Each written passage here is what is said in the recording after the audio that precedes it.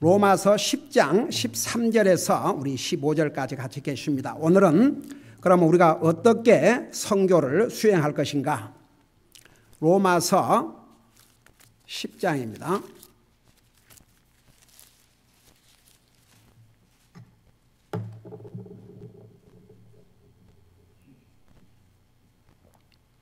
로마서 10장 13절에서 15절까지입니다.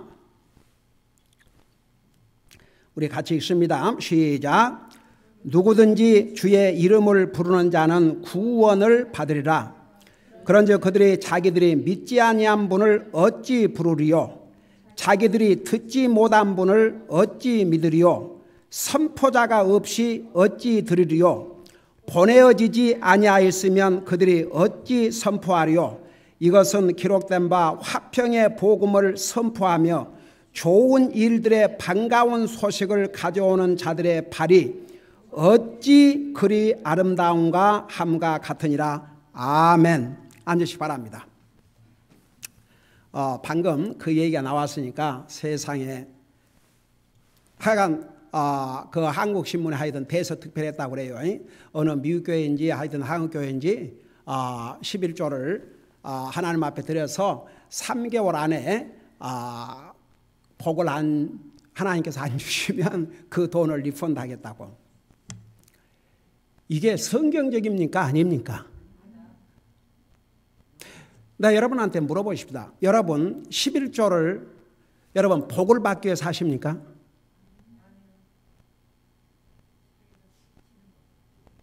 여러분 우리에게 최고의 큰 복이 뭔지 아십니까? 우리가 예수님을 영접하고 구원받은 하나님의 자녀가 됨으로써 우리는 최고의 복을 받았습니다. 우리 하나님께서 나를 하나님을 시험한다는 건 용납할 수 없습니다. 그럼에도 불구하고 하나님께서 시험하라고 하신 말씀이 11조와 헌금이라고 그랬습니다. 근데 문제는 이겁니다. 많은 사람들이 복 그러면 돈으로 연결시킵니다. 가령 내가 11조를 하나님 앞에 11조와 헌금을 11조만이 아니에요. 분명히 말라기 하면 11조와 헌금이라고 그러십니다. 그러면 하나님께서 복 주신다고 그랬습니다. 근데 하나님 안 믿는 사람은 그만두고 하나님 믿는 사람들이 복 그러면 꼭 돈으로 연결시킵니다. 여러분 돈보다 큰 복이 성경에는 여러분 성경에 돈이 복이다 그런 말씀 하나도 없습니다. 돈은 우리에게 필요합니다. 돈이 있어야 주님 사업도 합니다. 돈이 있어야 이 땅에 사는 날 동안 우리 필요한 공급받고 삽니다. 그럼에도 불구하고 돈이 복이다 한 적이 없습니다. 도리어 돈을 사랑하는 것은 일만 가지 악이라고 그랬습니다. 내 물질이 있는 곳에 내 마음이 있다고 그랬습니다. 여러분 우리가 하나님 앞에 소득의 11조와 헌금을 드리는 게 꼭 어떤 물질의 복을 되돌려 받기 위해서가 아니고 하나님의 자녀로서 하나님의 말씀에 순종하는 것, 그게 하나님의 자녀로서 순종해서 하려고 하는 게 아니고 하나님의 자녀로서 순종하면 그 자체가 우리에게 복입니다. 그리고 하나님께서 뭐라 하십니까? 하나님은 즐겨내는 자를 사랑하신다고 그러십니다.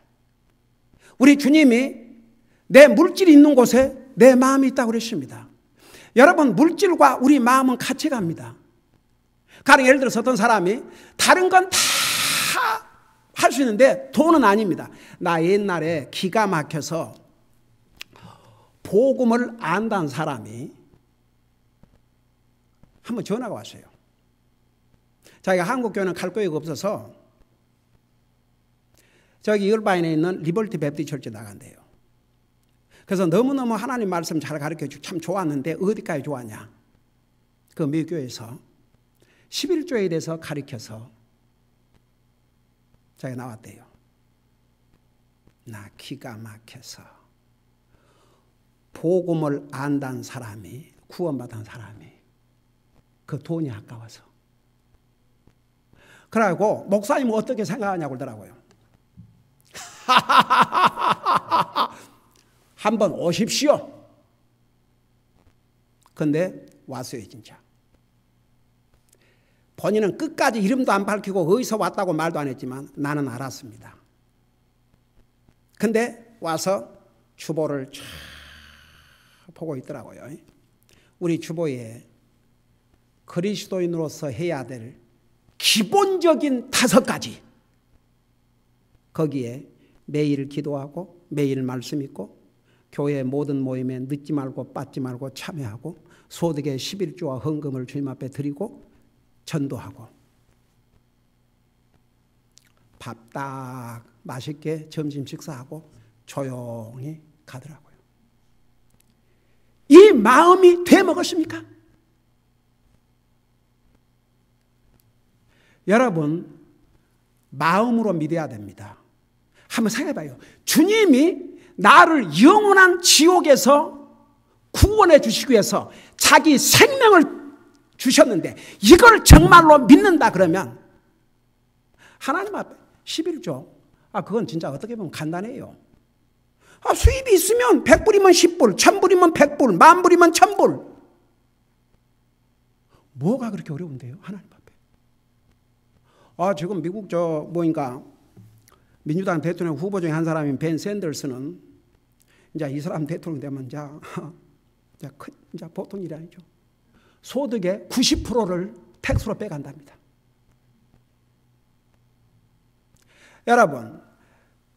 여러분이 어디 가서 이제 일해가지고 페이첵을 받는다 그러면 이미 세금 다 떼고 여러분 줘요. 아니, 그래요? 안 그래요? 정부가 세금 다 떼고 줘요. 근데 아니, 하나님 안 믿는 사람은 몰라. 진짜 어떤 사람이 구원받다면 예수님의 피로, 예수님의 생명의 대가로 구원받았어요. 그 피로 구속받은 하나님의 자녀란 사람이 10분의 1이 아까워서 못 드린다. 100불이라는 수입이 있다는 게 얼마나 그래요. 수입이 없으면 없는 거예요. 근데 그 10분의 1이 아까워서 주님 앞에 못 드린다. 그건 좀 참 그 하트를 생각해 볼 필요가 있어요. 여러분, 많은 경우에 그리스도인들이 10의 1 이상을 드리는 성도들 많아요. 네. 여러분, 여기 있는 저 목사와 우리 성도는 11조만 드린 줄 아십니까? 그걸 퍼센트 따지면 10의 몇을 주님 앞에 드린지 몰라요. 그래도 하나님 은혜로 이렇게 풍성히 공급받고 살아요. 근데 그게 말이 됩니까? 무슨 교회가 장사하는 곳입니까? 3개월 동안 11조를 냈다가 그 하나님께 복 주지 아니하시면 그 리펀드 하겠다고. 그러니까 거기 와서 그 양반이 교회를 나가는지 안 가는지는 모르겠지만 그 신문을 보고 그래도 교회를 나간 사람이겠죠. 그 사람도 항상 어처구니가 없다고. 나는 옆에서 참 듣기가 민망해가지고. 하여간 세상이 가면 갈수록 정말 도저히 상상할 수 없는 모습으로 가고 있습니다. 어느 미국 목사님이 그 설교하면서 부르시듯이 지옥은 가고 싶지 않고 천국은 가고 싶은데 우리를 천국 가게 하기 위해서 예수님은 피를 흘리셨는데 그 예수님을 위해서는 땀도 흘리고 싶지 않는 못된 심보라 이거죠. 저는 그런 면에서 참 우리 성도들 귀하다고 생각해요. 저는 구원받은 하나님의 자녀들은요, 항상 주님 앞에 못 드려서 좀 더 드렸으면 얼마나 좋을까. 그게 정상적인 마음이지 그저 하나님 앞에 드리는 거 인생 벌벌벌 떨고 그 다른 데 쓰는 것은 10불, 20불, 50불, 100불 아깝지 않으면서 주님 앞에 드리는 것은 너무 아까운 거야. 그래 오죽하면 나 옛날에 여러 번 얘기했는데 돈들이 미팅을 했는데 100불짜리가 모여가지고 너희들 어디 갔다 왔냐고 그러니까 어디 갔다 왔다고 그랬다고요? 100불짜리들이 얘기하기를 우리는 라스베가스 갔다 왔다. 노름하러 갔다 왔다 이거죠. 그 다음에 50불짜리 20불짜리 물어보니까 식당 갔다 왔다. 1불짜리들이 모여서 너는 어디 갔다 왔냐니까 대부분이 교회 갔다 왔다. 그게 이제 우리 교회는 해당이 안 되지만 얼마나 사람들이 하나님 앞에 인색하면 그런 말이 다 나왔겠습니까? 그러니까 여러분 신문 안 봤다니까 다행입니다. 그런 신문 읽을 필요도 없어요. 그런 거 보이면 그냥 젖혀놔두세요. 그게 말이 됩니까? 그냥 어제 그냥 그 자리에서 한마디 그 언제 신문에 났냐고 근데 그냥 내가 나왔습니다만은 그냥 한국 신문에 나왔다고 그래요. 여러분 오늘 우리가 읽은 이 본문 내용을 보면요. 어떤 사람이 구원을 받는 데는 필요한 몇 가지가 있습니다. 여러분 우리가 13절에서 15절까지 읽었는데 이걸 순서를 까꿀로 뒤집어야 됩니다. 보세요. 누구든지 주의 이름을 부르는 자는 구원을 받으리라. 그러니까 정말 어떤 사람이 예수님을 자기 구주로 고백하고 영접해야 구원을 받는데 그러기 위해서는 그 전에 무엇이 선행돼야 되냐 그러면 14절 보세요. 그런즉 그들이 자기들이 믿지 아니한 분을 어찌 부르리요?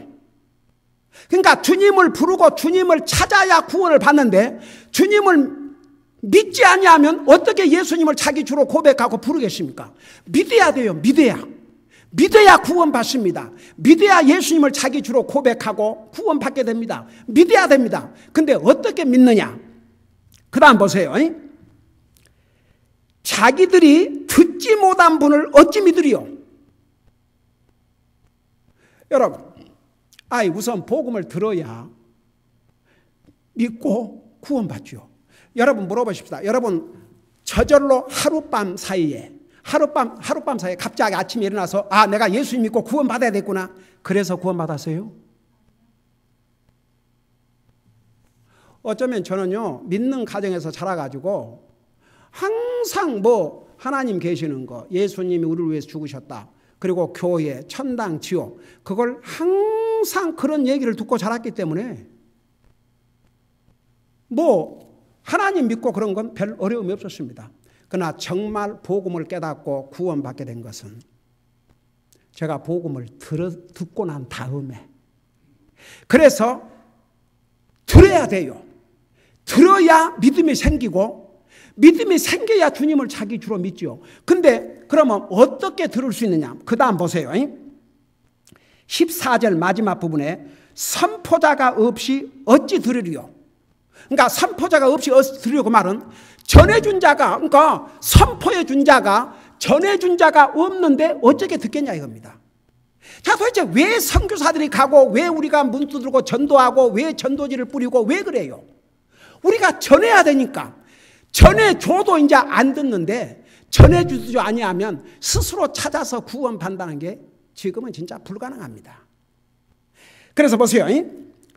선포자가 없이 어찌 들으리요? 그 다음에 15절 보세요. 보내어지지 아니하였으면 그들이 어찌 선포하리요? 그러니까 누군가가 보내야 한다 그 말입니다. 여러분 예를 들어서 선교사의 부름을 받고 이제 외국 가지 않습니까? 근데 아무리 선교사의 부름을 받았다 할지라도 지원하는 교회가 없으면 어떻게 가겠습니까? 그래서 교회들이 힘을 합해서 지원을 해서 보내는 거죠. 그래서 여기에 이는 기록된 바 화평의 복음을 선포하며 좋은 일들의 반가운 소식을 가져온 자들의 발이 어찌 그리 아름다운가. 여러분 사람의 신체 중에서 사실 제일 아름답지 못한 게 발이라고 해요. 그래서 발은 다 이렇게 양말을 신고 요즘은 여자들 다 내놓고 다니지만 남자들이야. 그 여자들은 이제 발을 내놓고 다녀야 되니까 매니큐어를 바르다가 바르고 그냥 울고불고 그래가지고 그 발 자랑해서 뭐 하려고. 근데 보통 다 감추고 그렇습니까? 저는 양말을 신으면 너무너무 가깝고 답답해요. 더더구나 이 당뇨 환자는 이 발에 공기가 잘 들어가야 되는데 이거 그냥 양말 신고 계속 구두 안에 있으면 저 주일날 예배 끝나고 이제 집에 가면 제일 급한 게 빨리 양말 벗는 거. 어떨 때 너무너무 막 아프고 불편하니까 그냥 차 타자마자 양말부터 벗어요. 우리 신체 부분에서 가장 자랑할 것이 없는 부분이 팔이 옷이다. 근데 하나님 앞에서는 어떤 팔이 아름다운 팔인 줄 아세요? 이 복음을 들고 뛰어다니는 팔이. 지금은요 참 세상이 좋아져서 제가 입고 신고 있는 구두가 꼭 운동화 같아요. 옛날에는 그런 구두가 없었습니다. 그래서 몇 년 전에 이 아나임을 전도하고 다니면서 그 교회 신고 있는 그런 똑같은 구두를 신고 전도를 다니니까 너무너무 팔이 아파가지고 아주 못 견뎌요. 그러니까 아예 구두를 벗고 이렇게 들고 그 이제 남의 집 앞에 갈 때까지는 그냥 걸어서 가가지고 남의 집에 들어가기 전에 이제 신고 가고.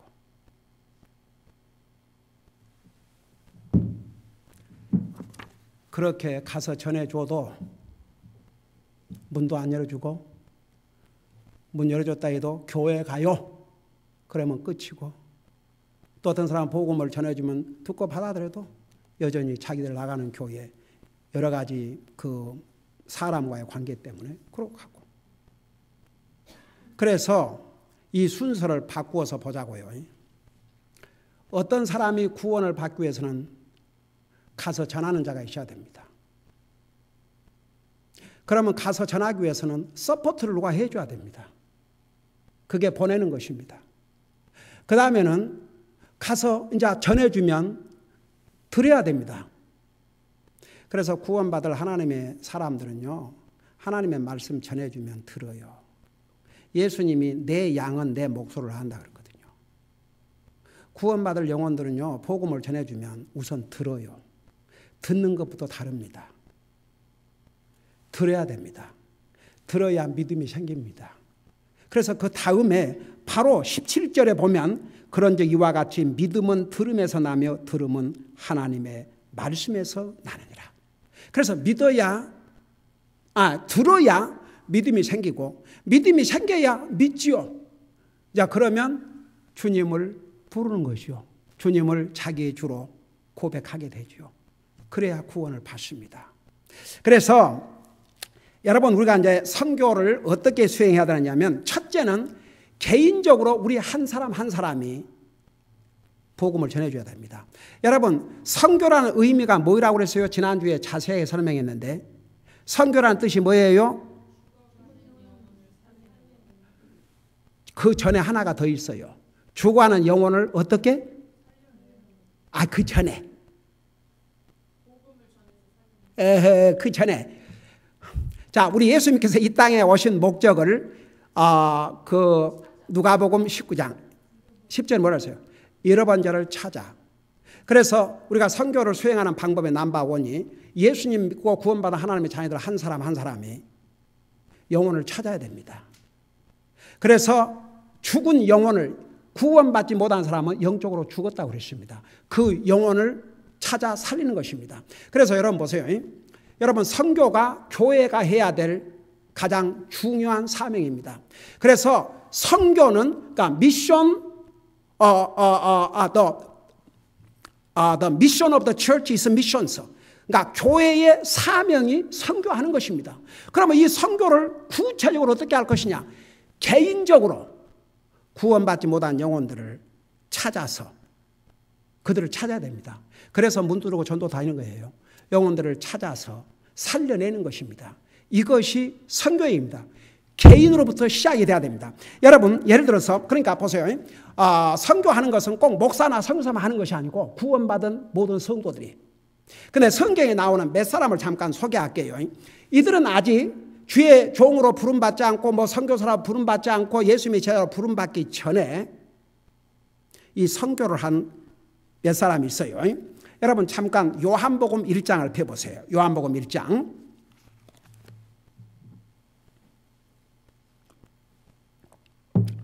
요한복음 1장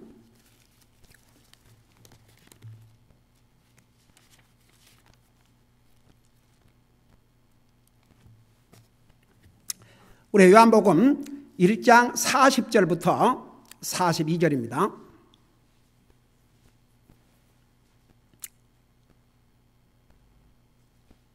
내가 읽고 설명할게요. 40절에 보면 요한의 말을 듣고, 이 요한은 침례 요한을 가르쳐 줍니다. 그 침례 요한이 36절에서 뭐라고 얘기를 했냐 그러면 36절 보세요. 예수님께서 거니시는 것을 보고 이르되 하나님의 어린 양을 보라. 그러니까 37절에 그 두 제자가 그의 말을 듣고 예수님을 따르거늘 그때에 예수님께서 돌이키사 그들이 따른 것을 보시고 그들에게 이르시되 너희가 무엇을 구원하냐 하시매 그들이 그분께 이르되 랍비여 어디에 거하시나이까 하니 랍비는 번역하면 선생님이란 말이라. 39절 그분께서 그들에게 이르시되 와서 보라 하시더라. 그들이 가서 그분께 거하시는 것을 보고 그날 그분과 함께 머무르니 이는 때가 12시쯤 되었기 때문이라. 요한의 말을 듣고 그분을 따른 두 사람 중에 하나는 시몬 베드로의 형제 안드레더라. 41절 그가 먼저 자기 형제 시몬을 찾아 그에게 이르시되 우리가 메시아를 만났다 하니 메시아는 번역하면 그리스도라. 42절 그가 그를, 그러니까 여기에 앞에 그는 안드레, 그 다음에 뒤에 그를은 베드로예요. 그래 안드레가 베드로를 데리고 예수님께로 오매 예수님께서 그를 보시고 이르시되 내가 요나의 아들 시몬인즉 게바라 부르라 하시니 게바는 번역하면 돌이라. 여러분 이 안드레가 나중에 예수님이 12제자 중에 한 사람 됐어요 안 됐어요? 그러나 이때는 아직 예수님의 제자가 됐습니까 안 됐습니까? 예수님이 사도로 세웠어요 안 세우셨어요? 안 세우셨어요. 근데 예수님을 만나고 난 다음에 제일 먼저 뭐 했어요?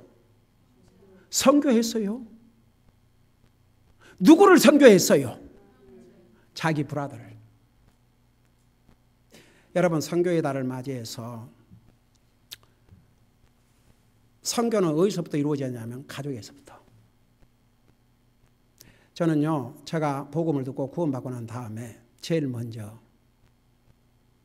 제 어머니 평생을 믿음으로 사시고 정말 일본 일제시대 때 신사참배 거부하다가 감옥까지 갔다 오신 분이었음에도 불구하고 제 마음속에 어떤 버든이 생겼냐 그러면 혹시 우리 어머님이 어려서부터 이렇게 믿으시고 또 젊어서부터 믿으시고 이렇게 신사참배 거부하다가 감옥까지 갔다 오셨기 때문에 어머님이 뭘 했기 때문에 우리 어머님 항상 하늘나라 가기를 소망하고 하늘나라 가는 날을 기다리고 정말 어머니의 소망은 평생 주님 만나러 가는 거예요. 그럼에도 불구하고 제가 복음을 깨닫고 버든이 생겼어요. 그래서 우리 어머님에게 어머님 하늘나라 확신이 있으시오. 그러니까 그거 없이 어떻게 산다냐? 그래서 근데 어떻게 그렇게 확신이 있으세요? 어머님이 젊어서부터 열심히 믿으시고 봉사 많이 하시고 그리고 신사참배 거부하다가 감옥에도 갔다 오시고 그래서 그렇게 확신이 있습니까? 그 질문에 대한 답이 너무너무 궁금해집니다. 만일에 그래서 그렇다 그러면 이거 바른 구원의 확신입니까? 아닙니까? 그런데 뭐라 답을 하신 줄 아세요? 세상에 내가 그런 그까짓 것 좀 했다고 어떻게 하늘나라 가겠느냐? 예수님이 나를 위해서 죽으시고 피 흘리시고 부활하시고 그 예수님을 내가 믿으니까 하늘나라 가지. 와, 저는 얼마나 감사했는지 몰라요. 그래서 이제 기도를 어떤 식으로 했냐면 어머님 우리 이렇게 기도하십시다. 저 같은 죄인을 구원해 주셔서 감사합니다. 그리고 이제 옛날 한국에서 장로교에서 어디 침례를 받았습니까? 다 세례 받았죠. 그래서 이제 미국 교회에서 침례를 받았는데 목사님, 부목사님 두 분이 양쪽에서 붙들고 미국 교회에서 침례를 받았습니다. 그 다음에 사역을 하고 계시는 목사님인 형님을 찾아가서 저는 그래서 그리고 어머님이 세상에 떠나셨을 때 사역하고 있는 내 형제들, 조카들이 다 모이는 자리에서 복음을 분명히 전했습니다. 얼마나 감사한지 몰라요. 그 지금도 저의 버든 중에 하나가 우리 일가 친척 가운데서 본인들은 구원받았다 할지라도 그 자손들 또 주님 더디 오시면 그 자손들 그 영혼들을 위해서 날마다 기도하고 우리 성도들의 구원받지 못한 가족들을 위해서 날마다 기도합니다. 여러분 선교라는 게 다른 게 아닙니다. 이게 바로 선교입니다. 개인적으로 그리고 이제 내 가족만 또 하면 안 되고 가족을 지나서 내가 아는 나와 컨택하는 사람들 주변 사람들 가운데 주님 모르는 사람들 그 사람들을 개인적으로 찾아서 살려내는 것입니다. 그게 선교입니다. 그래서 이제 어떻게 우리가 선교를 해야 할 것인가? 오늘 넘버1 개인적으로 주님 알지 못한 영혼들을 찾아서 주님 앞으로 인도하는 게 선교입니다. 자, 내가 오늘 시간이 많이 갔기 때문에 한두 사람 더 다음 주일에 소개하고 그 다음에 그러면 또 개인적으로 그렇게 하지만 또 교회적으로 어떻게 선교사를 지원할 것인가 이런 것에 대해서 자세하게 공부하도록 하겠습니다. 기도하십시다. 사랑의 아버지 하나님, 세상은 가면 갈수록 험악하여 주고 교회를 다닌다고 하는 사람도 종교적인 의식만 남아있지 주님과의 개인적인 관계가 없이 그저 소셜로 가는 사람도 많고 정말 진리를 찾는 사람들은 점점 줄어들고 있습니다. 우리 주님께서 2000년 전에 하나님의 종들을 통해서 기록한 하나님 말씀을 통해서 이 마지막 시대에는 진리에서 길을 돌이켜 허탄한 이야기를 쫓으라고 하셨는데 그대로 세상은 되고 있습니다. 이런 마지막 시대에 우리가 살고 있다는 거 잊지 말게 하시고 가면 갈수록 사람의 마음은 강팍해지고 복음을 듣지 않으려고 합니다. 그럼에도 불구하고 우리 가족들 또 우리 일가 친척들 우리 주변에 우리가 컨택하는 사람들 분명히 또 복음을 전해주면 구원받을 영혼들이 있을 줄로 믿습니다. 그들을 찾아서 주님 앞으로 인도함으로써 우리에게 주신 선교의 사명을 잘 감당할 수 있도록 개인적인 선교의 사명을 감당할 수 있도록 주님 도와주시옵소서. 감사합니다. 사랑합니다. 예수님의 이름으로 감사 기도하옵나이다. 아멘.